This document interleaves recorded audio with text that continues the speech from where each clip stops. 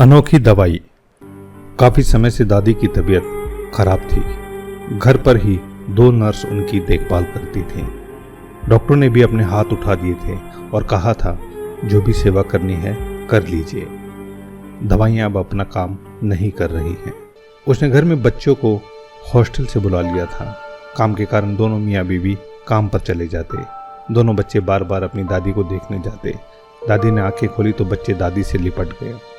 दादी, पापा कहते हैं आप बहुत अच्छा खाना बनाती हैं। हमें हॉस्टल का खाना अच्छा नहीं लगता। क्या आप हमारे लिए खाना बनाओगी? नर्स ने बच्चों को डांटा और बाहर जाने को कहा। अचानक से दादी उठी और नर्स पर बरस पड़ी। आप जाओ यहाँ से।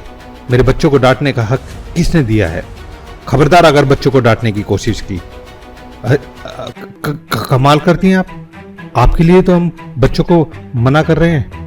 बार बार आते हैं आपको देखने और डिस्टर्ब करते हैं। आपको आराम भी नहीं करने देते।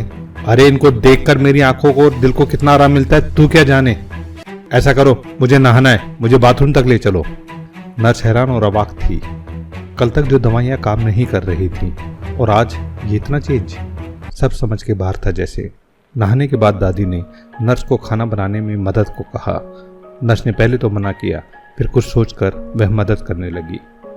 खाना बनने पर बच्चों को बुलाया और रसोई में ही खाने को कहा। दादी, हम जमीन पर बैठकर खाएंगे और वो भी आपके हाथों से। मम्मी तो टेबल पर खाना देती है और खिलाती भी नहीं। दादी के चेहरे पर खुशी थी। वह बच्चों के साथ बैठकर उन्हें खिलाने लगी। बच्चों ने दादी के मुंह से निवाले लिए। दादी की आंखों में आंसू बहने लगे। दादी, आप रो क्यों रही हैं? दर्द हो रहा है क्या? मैं आपके पैर दबा दूं?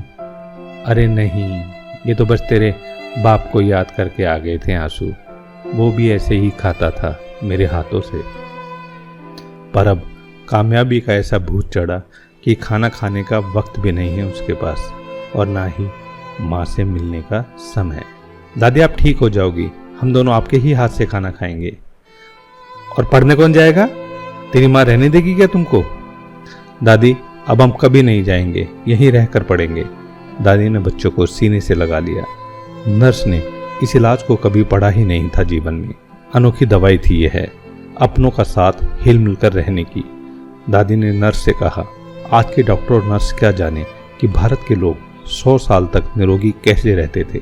छोटा सा गांव, सुविधा कोई नहीं, हर घर में गाय, खेत में के काम, कुएं से पानी लाना, मसाले कूटना, अनाज दलना, दही बिलोना, मक्खन निकालना, एक घर में कम से कम 20 से 25 लोगों का खाना बनाना, कपड़े धोना, कोई मिक्सी नहीं, ना ही वॉशिंग मशीन या कुकर।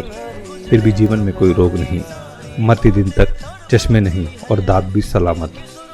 ये सभी केवल परिवार का प्यार मिलने से होता था। नर्स तो ये सुनकर हैरान रह गई और दादी दूसरे दिन ठीक हो गई। आइए बने हम भी ऐसी दवा अपनों की। अपने तो अपने होते हैं।